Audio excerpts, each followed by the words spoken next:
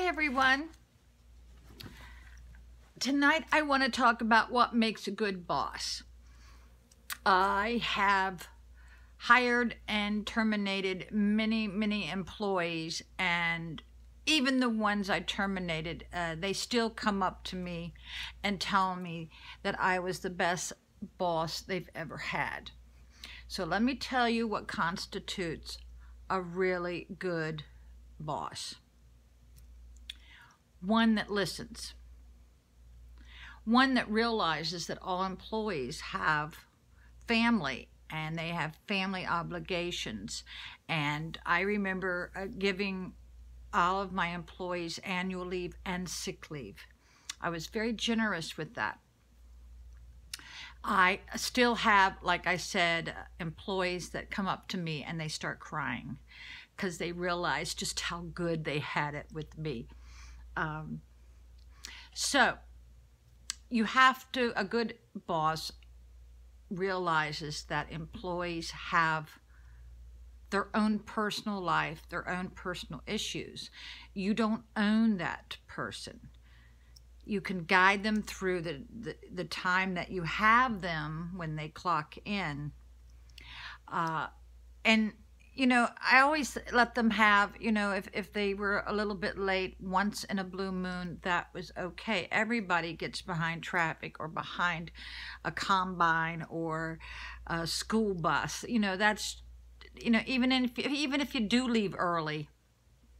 And I rewarded my employees, the ones that showed up. An employee that shows up every day is worth gold, because then you can rely on them. You can set the schedule if you know the employee is definitely going to be there at a certain time. Because I've been under the weather a little bit, I'm drinking some hot tea for my throat. Yeah, because I told you I work around a lot of very ill people. Let's see, what else is a good boss? A good boss will expect the best out of you. They will not tolerate you to come in looking like a bum. They want you to be well dressed because you are representing the company. A good employer will also hopefully give you a bonus at Christmas. Yeah, that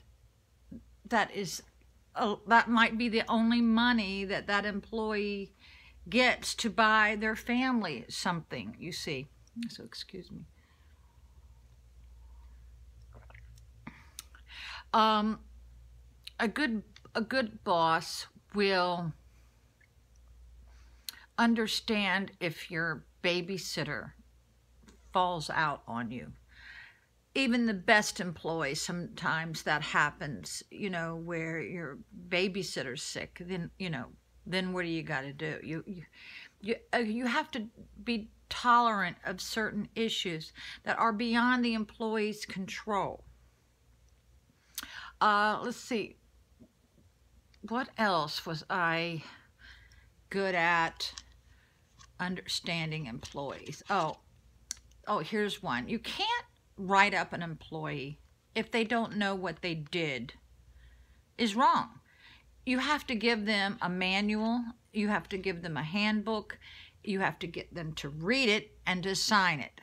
Then you know that they do know what is expected of them. A good boss can never reprimand an employee who has no idea that he did anything wrong. So that, yeah. And I always gave, what is it called? I forget now, but I always gave all of my employees in the office, this doesn't hold true out in the field, in the office, 3 months to learn the office regiment. Now, when I had employees in the field, usually in one day you knew if they were going to last. I think maybe 60–70% of them never came back after the first day. These are the guys out in the field, because now we're in the field, you know, we were doing tree work. And guys that were out of shape, and I even hired girls out there too. Anybody who was out of shape did not last. Yeah, my son recently had, he was a ceramic tile setter since he was 14.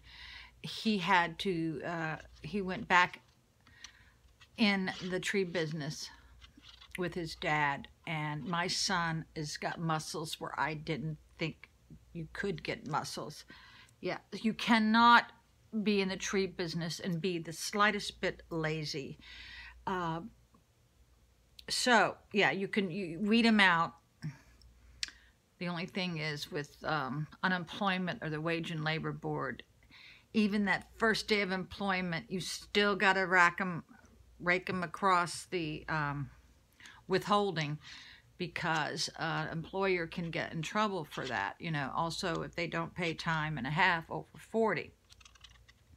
So, yeah, I made a lot of money running a tree company. I know it forwards and backwards. So, yeah, being a good boss is